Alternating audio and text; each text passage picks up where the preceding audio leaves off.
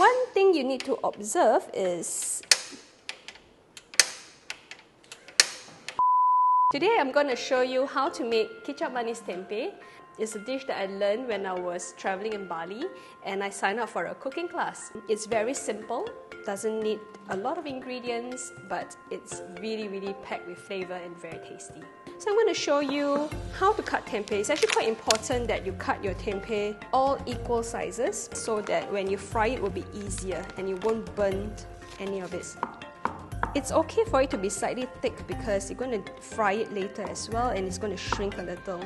And you wouldn't want your tempeh to be too thin because it will just end up being all broken up at the end of the cooking process. We're going to start preparing the base for the sauce. So I'm using about 10 to 15 shallots, 10 cloves of garlic. So I like to choose the Galangal that is a bit younger for this dish because the older ones tend to be a bit more fibrous. Chop it up into smaller pieces and throw it into the cutter. About 6 green chilies.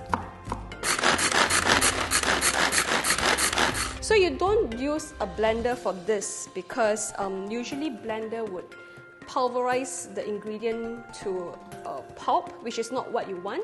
You still want the bits to be finely chopped up and not release too much of the water from the ingredients as well. So the other things that you need to chop up would be the palm sugar.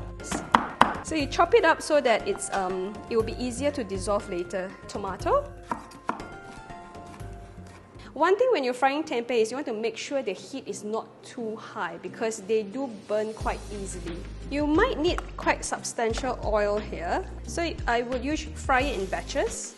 You do not want to overcrowd the tempeh because it will start sweating too much and then it will not crisp up nicely. Tempeh is a fermented soybean, so it's actually well liked by people who are vegetarian. What we're trying to achieve here is for it to turn golden brown, I would say. Just don't burn it because if you burn it, then it will have bitter taste. Remove the tempeh. With the same oil, we can also start frying up the chopped up shallots, garlic and galangal. You have to make sure that the oil is not too hot because the garlic and the shallots will burn very easily. We can start adding in the palm sugar. Let the palm sugar dissolve a little.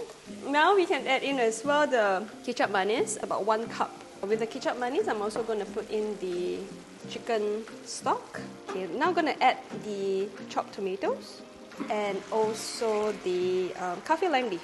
And at the same time, I'm going to add a little bit of black pepper. Just let it cook down a little bit more because the tomato is going to release a little bit of liquid as well. So now I'm just going to add in the tempeh and just going to quickly mix it up. As you can see, the sauce has dried out a fair bit. That's done. That's a perfect dish to eat with white rice.